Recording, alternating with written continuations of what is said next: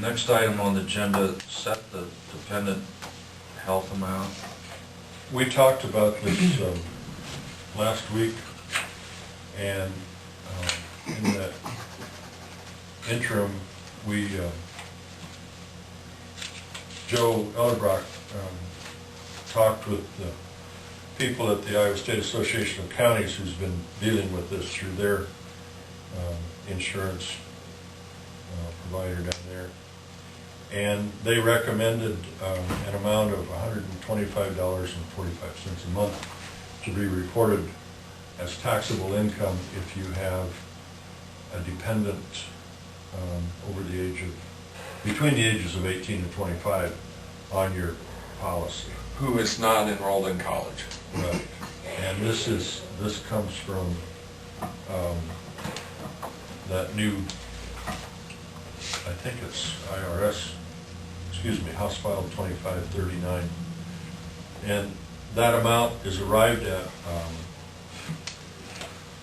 they took an average of premiums that a 19-year-old individual, single individual, would have to pay if he or she were on her own. And so that's what we came up with. That's what we came up with, and that's how we arrived at that. This is new. When we did our last renewal, our Wellmark provider said that this was going to happen, but there was never any discussion about the taxation of that. The legislature moved to make those individuals be included, and then now, after the fact, the IRS has said, well, there's a paid benefit there, and so now you have to pay taxes on it. So we have two families, I believe, Two families with 3 dependents that are part of this. Basically, the kid takes the hit in their taxes. No, actually, it's actually the employee. The employee. The employee. The parent. And so it's not a fee for $125. It's taxed. Those dollars are taxed as a benefit. Mm-hmm. And so that. So the kid doesn't have to report the No. 125. No. As The parent, it's a income. gift. I mean, It's a paid benefit. It's a paid to the employee. So you guys are quantifying. giving them, quantifying that as $125 a month that you're then taking taxes out of? That's correct. Right. And we have a responsibility as well. As the employer, we have to match the FICA. The federal minimum? Yes. Yeah. Yeah. Are you, but they're not getting cash, right? That's correct. Okay. So the Wellmark provider a year ago, the legislature said that they had to include those in the parent's plan up to the age of 25. Well, always before, the dependents could be included in the parent's plan at no consequence as long as they were in college. Well, then the legislature made the insurance carriers provide that benefit till the age of 25 if they're at home. Mm-hmm. And so then the IRS comes along and says, well, that's a paid benefit to the employee, so you have to put a dollar amount on that and then tax that benefit. So Calhoun County came up with $95? Yeah. Right. This sounds arbitrary. How are you coming up with figures? As Jim's explanation was, to reflect, you're going to have to document and be able to prove how you quantified this. And so our thoughts were that you go out and see what that benefit would be if you went to apply to have that coverage on your own. Okay. As a 19 to 25-year-old, and that's where the $125 Got it. figure comes from. I'm sorry, I must have missed that. No, that's all right. So it's really a more accurate attempt to quantify that amount rather than just accept on face value what Calhoun County did. They threw out. All right.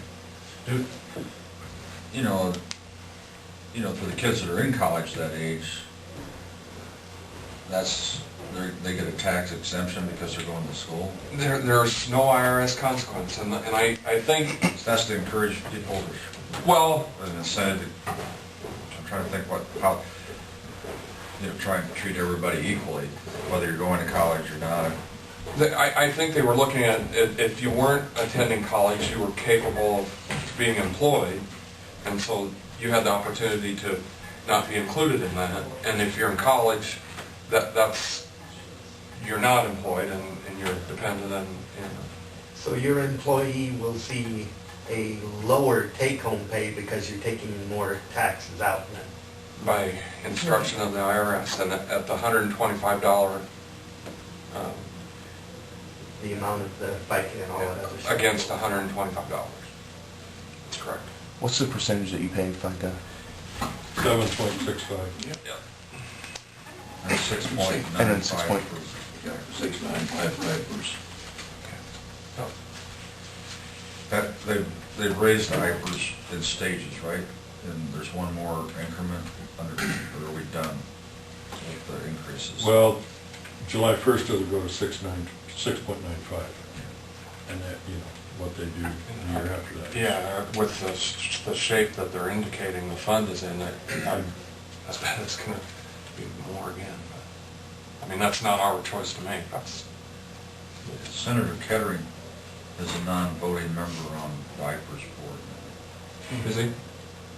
And I was surprised he wasn't quick, with the investment debacle out in California, the two fund managers that escaped a portion of the IPERS fund. But he wasn't really quick to judge the board or the decisions they made. Primarily, his comment was that, people are living longer and they haven't taken enough money out, or they've been paying too much money out of the fund. So there's tremendous pressure to try and make more money to try and make the fund balance. And with that backdrop, that's probably why they made, what seemed to be speculative positions on the equity markets. Yeah, it's a problem. It's going to be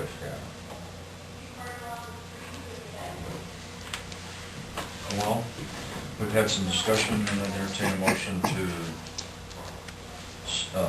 set this amount for the dependent health tax liability. How do we phrase this?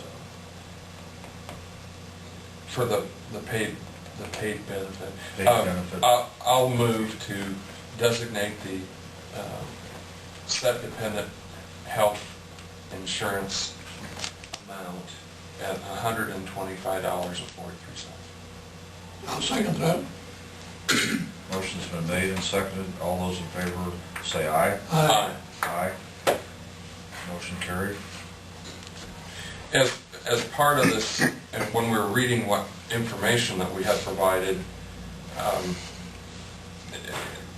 you talked about the arbitrary part of it. It would have been better for them to step up and say, this is what you need to tax, but they didn't in any fashion. You were out, and so I don't know what the consequence would be if you chose to do nothing, or if you made it too high. I mean, there wasn't a lot of guidance, and so we thought that the best route is to look at a comparable plan and use that amount, because then you have something that you can document.